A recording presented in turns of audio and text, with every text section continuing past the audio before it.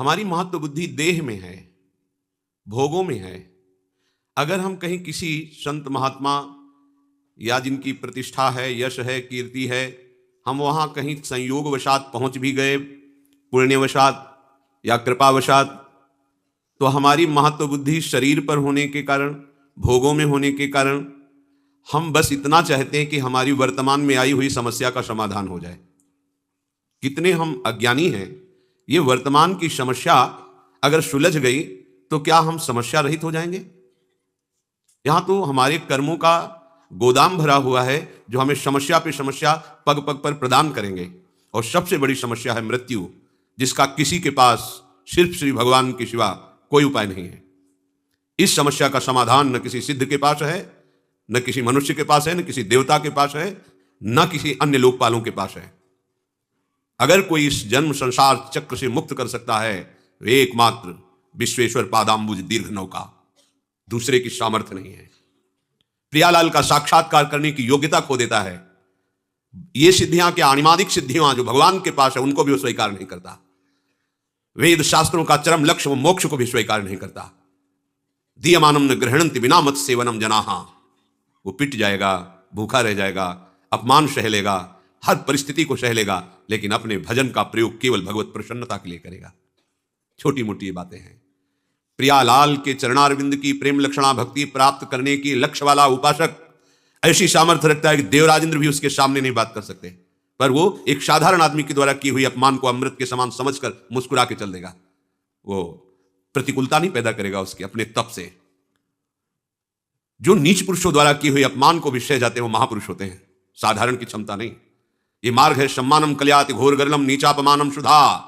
श्री राधा मुरली धरो भज सके वृंदावन मा त्यज, एक कदम भी वृंदावन से बाहर मत जाओ। हे मित्र, सम्मान को घोर विष के समान समझो, नीच पुरुषों द्वारा की हुई अपमान को अमृत के समान समझकर राधा माधव का निरंतर भजन करो। ये भगवत प्राप्ति का जिसको लक्ष्य है, ये छोटी मोटी सिद्धियों की बात क्या, वो सारूप्य सायुज्य सामीप्य एकत्वादि मोक्ष पद को भी टुकरा देता है। सारी समस्याओं का एक साथ समाधान एकमात्र भगवान श्री हरि के चरणों का आश्रय लेकर निरंतर स्मरण करना। निरंतर स्मरण, यस्य स्मरण मात्रेण जन्म संसार बंधनात् विमुच्यते नमस्तस्मै विष्णवे प्रभु विष्णवे।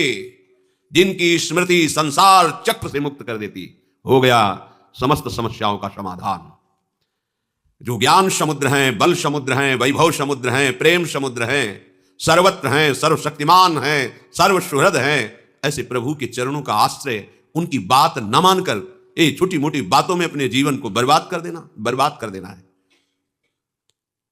अमृत कुंड में पड़े हो और उसको पी नहीं रहे हो, और बाहर छोटे छोटे तालाब, छोटी छोटी ओश कण की बूंदों से अपनी प्यास बुझाना चाहते हो। देखो कैसी मूढ़ता है। पानी में मीन पियासी, मुझे सुन सुन आवे हासी, आनंद सिंधु मध्य तव वासा। आनंद समुद्र में वास करते हो, प्यासे मर रहे हो, हंसी आ रही है, सुन सुन आवे हासी। सावधान, महत्व बुद्धि केवल प्रभु में और उनके वचनों में। ये किसी बिरले भाग्यवान के हृदय में बात ठहरेगी, सबके नहीं, सबकी क्षमता नहीं है।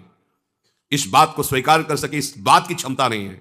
साक्षात्कार कर सके, ये तो बहुत आगे की बात है। आज हम भागे घूम रहे हैं केवल कामनाओं की पूर्ति, कोई हमारी कामना की पूर्ति कर दे, किसी में सामर्थ्य नहीं है। तुम्हारा कर्म ही तुमको सुख देगा, तुम्हारा कर्म ही तुमको दुख देगा। अगर इस कर्म प्रपंच से कोई मुक्त कर सकता है तो एक सिर्फ है श्री हरि, दूसरा कोई नहीं है। कहीं किसी को कुछ भी प्राप्त है तो एक अंश में उसी से प्राप्त है।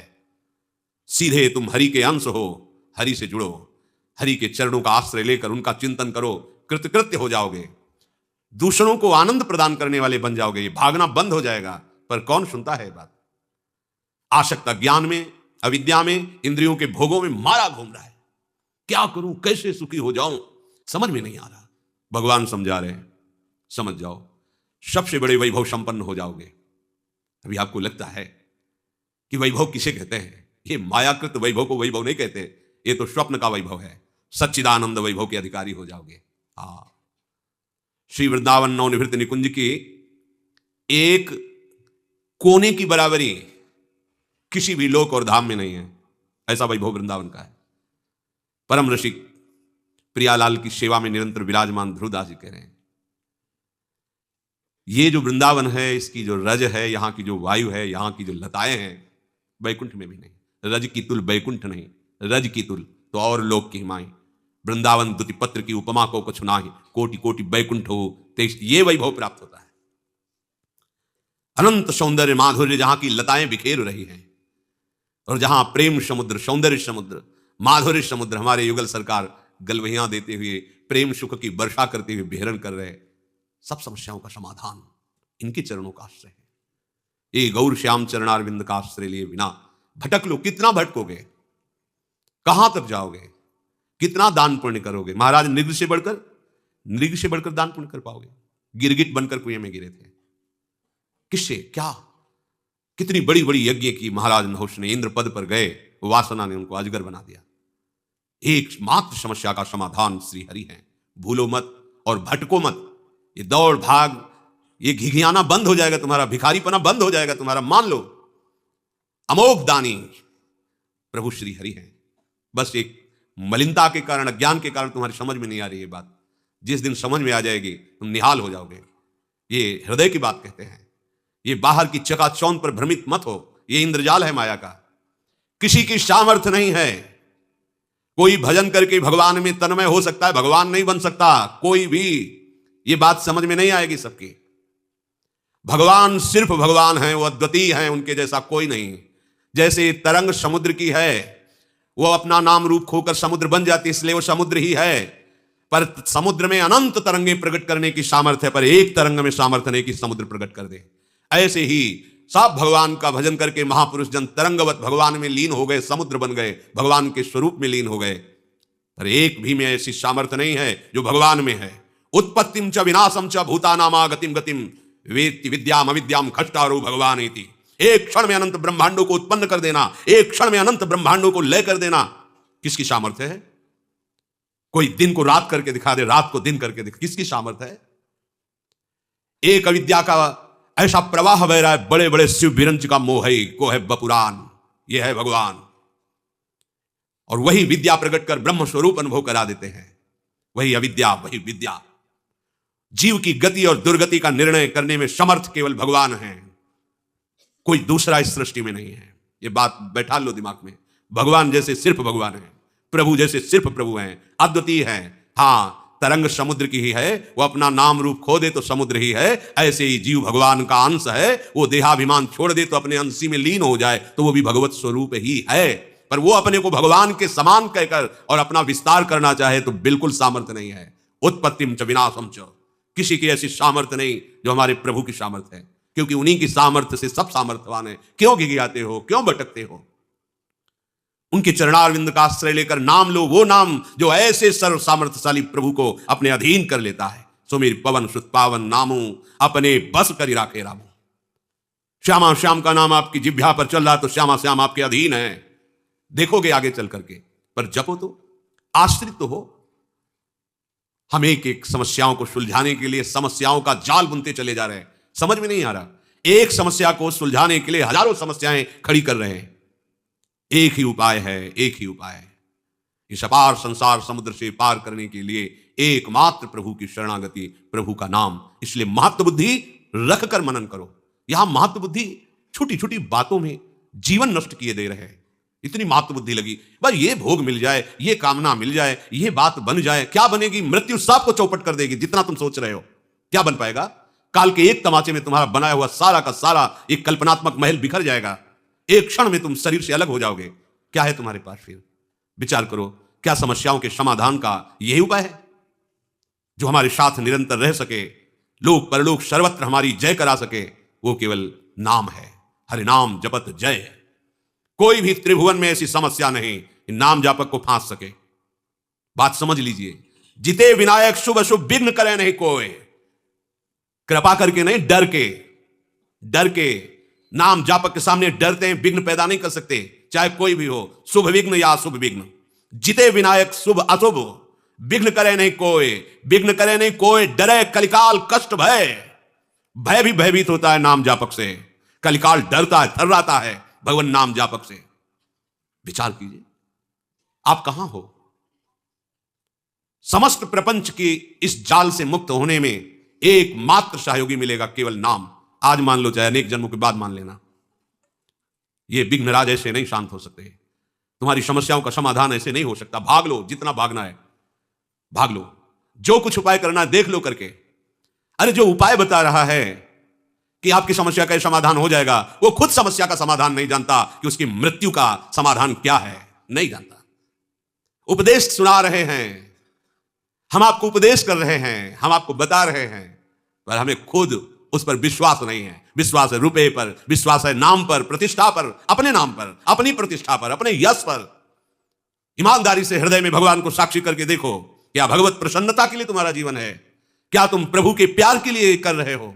अपने जीवन को क्या प्रभु में समर्पित कर रहे हो? हृदय से देखोगे तो उत्तर मिल जाएगा कि सूक्ष्मता से देहाभिमान, मान प्रतिष्ठा के प्रवाह में बाहर आए हमें। सावधान, ये जीवन केवल भगवत प्राप्ति के लिए है। सब में हमारा प्रभु ही विराजमान है। हम किसको उपदेश करें? हम तो स्वांतः सुखाय तुलसी रघुनाथ गाथा, आराध्य देव का यश गा करके उसी में रमन्ति च तुष्यन्ति च, उसी में रमण करें, उसी में आनंद, सिंधु की अपार प्रेम लीला की लहरों में हम आनंद से डूबे। ये डूबने का मार्ग है। हमारे हृदय की वासना भगाए जा रही, कहां कहां नहीं भागे। ब्रह्मलोक गए, तपलोक गए, मार्गलोक, स्वर्गलोक, जनलोक, कहां कहां नहीं गए, क्या क्या नहीं बने, क्या क्या नहीं भोगा, क्या क्या नहीं पाया। कुछ लगा हाथ, वैसे ही खाली है। एक बार भी चित्त देकर नाम जप नहीं किया। ये जन्म इसलिए मिला, नाम जप कर लो। सबसे बड़ी बात है प्रभु का हो कि प्रभु का स्मरण करना। स्वयं भगवान करुणा करके कह रहे, भगवान के सब बच्चे हैं, किसी का अपमान थोड़ी करेंगे भगवान। उन्हीं के सब मार्ग बताए हुए हैं, उन्हीं के सब बच्चे हैं। कह रहे तपस्वियों से भी अधिक, ज्ञानियों से भी अधिक, कर्मकांडियों से भी अधिक योगी होता है।